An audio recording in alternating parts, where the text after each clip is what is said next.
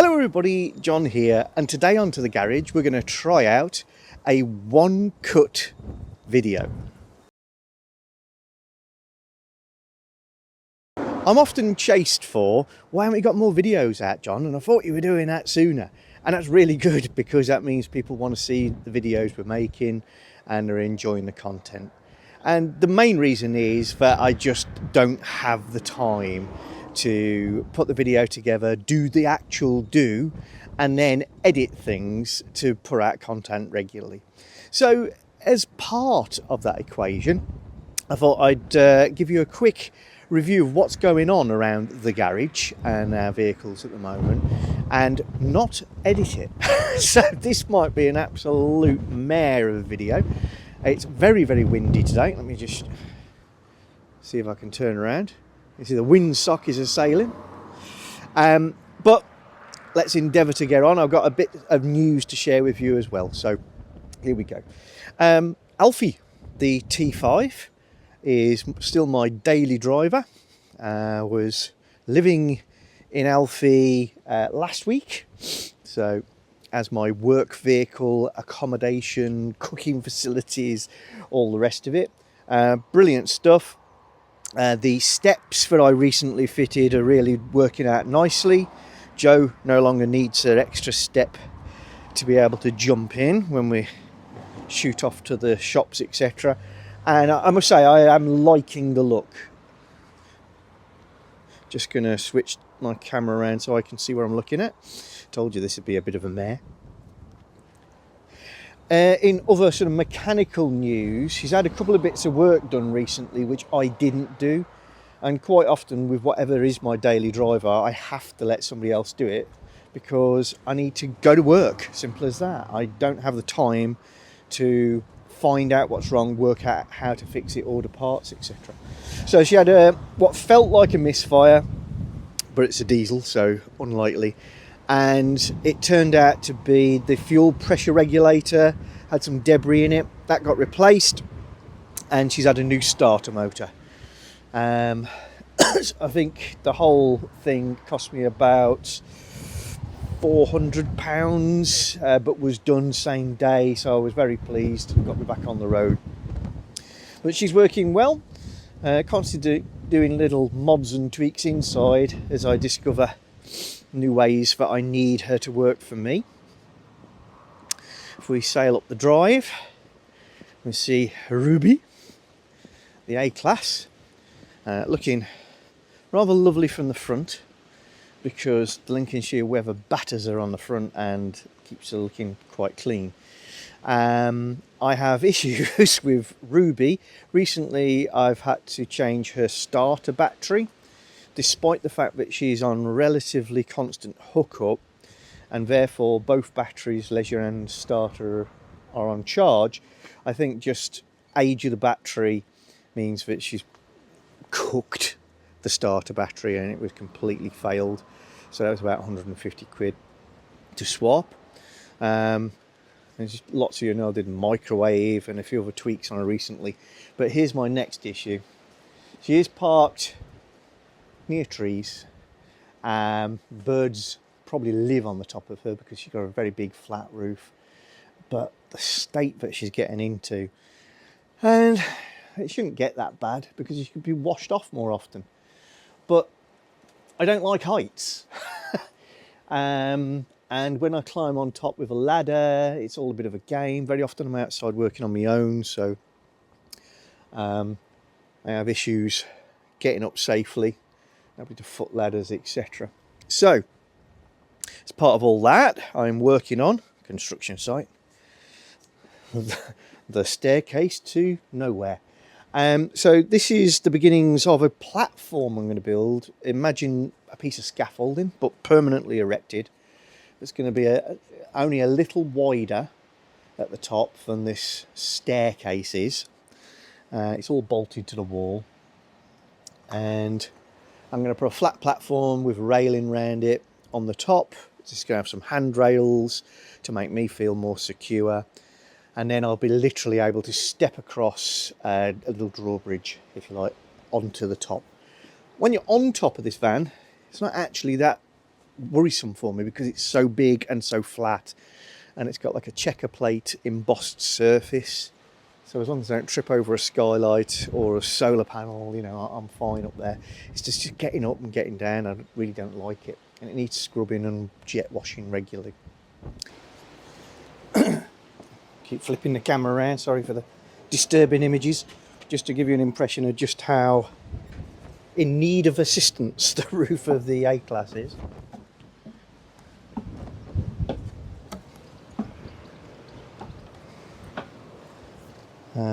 Yeah. So that's a job needs doing. Right. Not going to cut because I said I wouldn't. So shaky shots.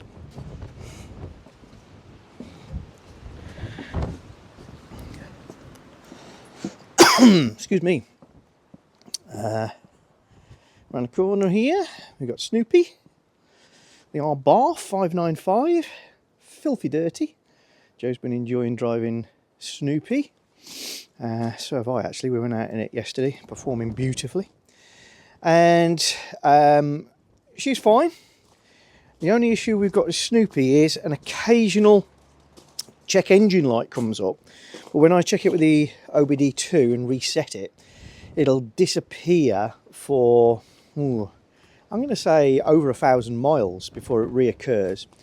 And the messages and codes are related to oxygen levels not appropriate, which means either the sensor has gone down or becoming slightly dicky, let's say, before or after the catalytic converter, or there's a minor and occasional air leak on the air intake system. They're the two likely things, neither of which is really a biggie. And as it'll go 1,000 miles between flicking that light on, I think when it does trigger the message, it's very much an instantaneous thing. So as all the best mechanics will tell you, I'm going to let the problem develop, which means I don't really know what it is at the moment. I'm going to leave it for another day. And then into the garage we've got Purdy, and I've got a video coming up shortly which is going to share in detail what's going on with the bodywork. But for now, all you need to know is boot lid no longer creased, and sills no longer bubbly, and beautiful job. And I'll do a video on that very shortly which shares exactly what's going on. Okay, now I'm just going to switch my camera around so I can see, there we go, what's going on. So a couple of quickies. Firstly, I'm going to be giving away an OBD2 scanner shortly, and that's because I've been asked to test another device, which I'm more than happy to do. But truth be known, I don't need this extra device myself. So once I've done that, I'm going to do a giveaway, and it will go to one of my subscribers. So if you're not already subscribed to the channel, then do so, and I'll tell you all about that a little bit closer to the time, but that's coming up soon. And yeah, no schedule, so watch the videos. Another one is we ran a Just Giving charitable site when we were doing the calendar competition in last year now. And that was collecting money for the children of Ukraine via UNICEF. And I'm very pleased to announce that we've raised £1,000 and just a little bit more now.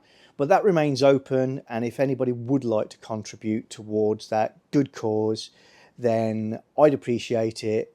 It's in memory of my father and Joe's father, who passed away not so very long ago. And the last thing I want to raise is we had a suggestion from one of our contributors. I can't even call him a subscriber, Gary Van Remortel, which is a name that will be familiar to a lot of you in the comments. Gary's very involved in the Jaguar scene, and he is the author of the Jaguar XK8 Bible, which we host on our website. So if you want a text-based document that lists all manner of useful facts and figures about the XK8 XKR X100 series, and also shows what Gary has changed, modded, tweaked, learnt along the way with his vehicles. There's a lot of really great how-to guide there.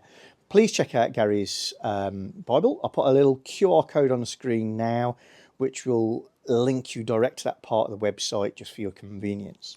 Anyway, one of his suggestions was, why don't we do a video where we actively invite people to put questions about what's wrong with my car, problems that can't be resolved, things where you need advice. We encourage people to type those into the chat, which comes alongside a premiere of a video, to see if that elicits some more interesting commentary. And I don't get the time to reply to every email and every comment anymore, but if they're in that live chat, then maybe others, Gary included, can get involved and start to try and answer some of these questions. So the next video that comes out related to the XK8 will be telling you how we got on with the paint shop and the refinishing of Purdy, getting her tidied up. So when you see the next XK8 video, should be that one, should be quite soon, we're talking inside a week, then please try and attend the premiere. And if you join us for the premiere, you can get involved in the live chat, which is text-based chat, happens alongside the premiere. And if you've got a question about problems with your car, what to do, how to fix, that you want resolving, maybe you've asked me before and I've not answered, all good, then get it ready to type in alongside that video, and we'll see if everybody who's involved with the channel, because it's not just me, there's so many great contributors, can get involved and answer your questions.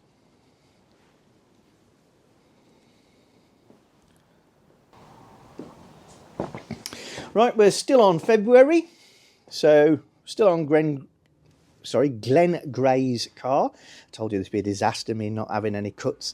And one day I'll do a blooper reel for you of some of the big videos, and gosh, most of it is just me not knowing how to speak properly, but all sorts of things happen.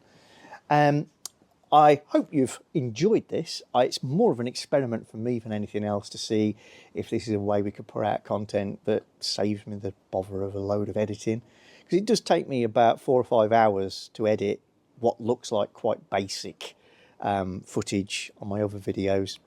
The last video, the one that was top 6 reasons not to buy an XK8, actually took me over a day to edit. I know you wouldn't think so to look at it, but that's where it is. So we'll see how this goes, and I will see you all soon on a video.